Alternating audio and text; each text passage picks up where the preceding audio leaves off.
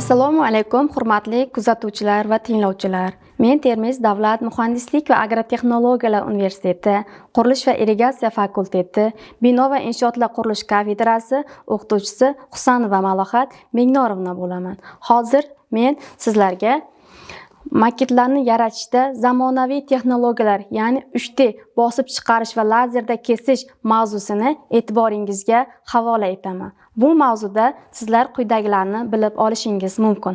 Lazerda kesishga ehtiyoj, zamonaviy texnologiyalarning afzalliklari, arxitekturaviy maketlar yaratishda zamonaviy texnologiyalar punktlari bo'yicha ma'ruzamda ma'lumotlarni kuzatib borishingiz mumkin. Hozirgi kunda raqamli texnologiyalarning jadal rivojlanishi turli sohalarda yangicha yondashuvlarni shakllantirmoqda. Ayniqsa, maketlar yaratish jarayonida 3D bosib chiqarish va lazer kesish texnologiyalarining samaradorligi oshmoqda. Ushbu texnologiyalar yordamida murakkab shakllar, yuqori aniqlikdagi detallar va estetik jihatdan sifatli maketlarni qisqa vaqt ichida yaratish imkoniyati mavjuddir. Maketlar yaratish jarayonida so'nggi yillarda texnologik rivojlantirish tufayli tubdan o'zgaradi. An'anaviy qo'lda yasash usullari o'rnini tobora 3D bosib chiqarish, 3D printing va lazer kesish kabi yuqori aniqlik va tezlikka ega texnologiyalar egallamoqda. Bu usullar arxitektura, muhandislik, sanoat, dizayni, ta'lim va san'at kabi ko'plab sohalarda qo'llanilmoqda. 3D bosib chiqarish nima va uning afzalliklari? Ya'ni 3D printing raqamli model asosida qatlam obyekt yaratish texnologiyasi. Ya'ni kompyuterda tayyorlangan 3D model maxsus printerga yuboriladi va printer materiallarini plastik, qatron, gips va boshqalar qatlamasmon tarzda chiqarib, real maketni shakllantiradi. Buning afzalliklari esa murakkab shakllarni oson yaratish, qo'lda yasashning imkonini bo'lmagan elementlar ham chiqariladi. Tezkor ishlab chiqarish, dizayn kiritilishi bilan bir necha soat ichida tayyor mahsulot ishlab chiqiladi.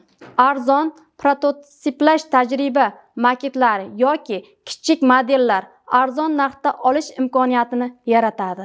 Aniqlik millimetrgacha aniqlikdagi detallarni yaratib beradi. Lazer kesish nima? Lazer kesish yuqori qavatli lazer nuri yordamida materialni kesish yoki o'yish texnologiyasidir. Kompyuterda tayyorlangan chizma lazer kesish stanogiga yuboriladi va u yog'och, plastmassa, karton, akril, metall kabi materiallarda aniq kesimni hosil qiladi. Buning afzalliklari nima? Buning afzalliklari juda yuqori, ya'ni aniqlik, chiziqlar juda tekis va toza bo'ladi. Tez ishlash, katta hajmli elementlar qisqa vaqtda kesiladi. Ko'proq material bilan ishlash karton, MDF, ya'ni akril va hokazolardir.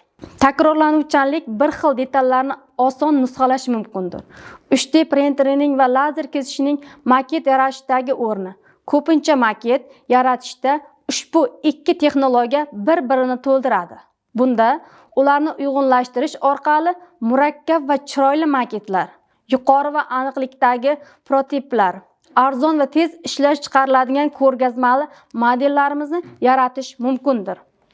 Zamonaviy texnologiyalarning afzalliklari: ishlab chiqarishning optimallashuvi, ketma-ket va tezkor modellashtirish imkoniyati, xatolarni kamaytirish, raqamli dizayn tufayli qo'lda yasashda uchraydigan xatoliklar deyarli yo'q bo'ladi.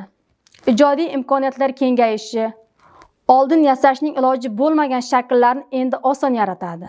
Kichik seriyada ishlab chiqarishni yo'lga qo'yadi.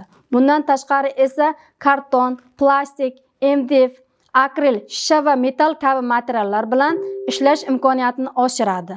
Bir xil detallarni ko'p miqdorda ishlab chiqarish qulayligi, ya'ni bundan tashqari esa dizayn elementlarida nozik bezaklar yaratish imkonini yaratadi. Lazer kesishning qo'llanilishi. Maket yaratishda lazer kesish devor qismlari, ya'ni karkaslar, panellar, fasad, detallarini tayyorlashda eng qulay texnologiya hisoblanadi. Shuningdek, reklama mahsulotlari, suvenirlar, ya'ni bundan tashqari esa dekorativ buyumlar tayyorlashda eng qulay zamonaviy tarzda chiqarib beradi va bu jarayonda qo'llaniladi. Zamonaviy texnologiyalarning ahamiyati 3D printer va lazer kesish maket yaratish jarayonida quyidagi ustunliklarni ta'minlaydi. Bu vaqtda esa vaqt tejaladi, an'anaviy qo'lda ishlarga nisbatan bir necha baravar tez bo'ladi, xatolar kamayadi, raqamli modellar aniq va takrorlanuvchan bo'ladi. Bundan tashqari, talabalarning ijodiy fikrlashi rivojlanadi. Cheklanmagan shakllar yaratish imkoniyati mavjud bo'ladi. Loyihalar sifatini oshiradi. Taqdimotlarda vizual tushunarlik ortadi. Arxitektura maketlarini yasashda zamonaviy texnologiyalar, ya'ni bunda arxitektura maketlari, binolar, inshootlar va shahar tuzilmasining kamaytirilgan modeli bo'lib, loyihalash jarayonida muhim ahamiyatga ega bo'ladi.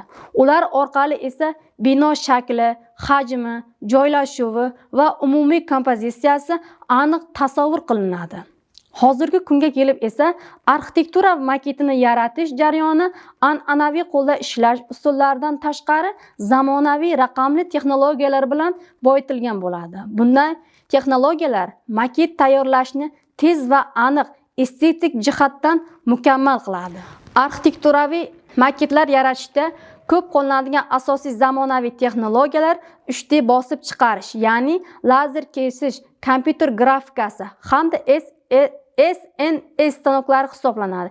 SNS stanoklari kompyuter boshqaruvi, kesish texnologiyasi, maketning yog'och plastmassasi yoki ko'p qatlamli plitalardan iborat murakkab qismlarni 3 o'lchovli tarzda qayta ishlashga imkon beradi. Bu texnologiya yirik, qalin yoki maxsus shakldagi detallarni tayyorlashda samarali hisoblanadi. Ko'p bosqichli SNS mashinasi bu nima? Ya'ni ko'p bosqichli SN router mashinasi bu sanoatda SNS mashinasining bir turi bo'lib, bu bir vaqtning o'zida bir nechta shpendellar bilan turli loyihalarda bir xil naqshni kesish va o'yish mumkin. Bu ishlov berish tezligini sezilarli darajada oshiradi va bir vaqtning o'zida bir nechta qurilmalarning ish samaradorligini yakunlaydi. Ishlov berish hajmi katta bo'lmagan, ba'zi hollarda esa bitta shpendel ham mustaqil, samarali va ishlab chiqarish xarajatlarini oqilona boshqarishi mumkindirlar. Partiyani qayta ishlash mahsulotning mustahkamligi yaxshi va sifatli yuqori bo'lib, ishlab chiqarish uskunalarini sotib olish xarajatlarini sezilarli darajada kamaytiradi. Bundan tashqari esa bitta mashina ko'p maqsadli va tejamkor va arzon tushadi. Zamonaviy kompyuter dasturlarida AutoCAD, SketchUp, Revit va 3D Max maket tayyorlash jarayonining raqamli asosini yaratadi. Ushbu dasturlar yordamida modelning har bir detalini aniq chizish, o'lchash, tahlil qilish va printer yoki lazer kesish moslamasiga tayyor formatda eksport qilishi mumkindirlar. Bu mavzuni yakunlar ekanman, quyidagi xulosa bilan yakunlayman. Ya'ni maketlarni yaratish zamonaviy texnologiyalar, 3D bosib chiqarish va lazerda kesish usullaridan foydalanish dizayn, arxitektura va muhandislik sohalarida yangi imkoniyatlarni ochib bermoqda. Ushbu texnologiyalar an'anaviy maket tayyorlash usullariga nisbatan yuqori aniqlik, ya'ni tezkorlik va murakkab shakllarni oson amalga oshirish imkoniyatini beradi. 3D bosib chiqarish orqali hajmli va murakkab konstruksiyalarni qisqa vaqt ichida yaratish mumkin bo'lsa, lazerda kesish tekis materialdan aniq va silliq elementlarni tayyorlashda samarali hisoblanadi. Zamonaviy texnologiyalar maketlarning sifatini oshirib, inson omilidan kelib chiqadigan xatoliklarni kamaytiradi hamda ijodiy yondashuvni kengaytiradi. Bundan tashqari, vaqt va moddiy resurslarni tejash, takroriy ishlov berish imkoniyati va ekologik jihatdan samaradorlik kabi afzalliklari ham muhim ahamiyatni kasb etadi. Natijadan 3D bosib chiqarish va lazerda kesish texnologiyalaridan foydalanish maket yaratish jarayonini yanada samarali, innovatsion va zamonaviy talablarga mos holda keltiradi. E'tiboringiz uchun rahmat.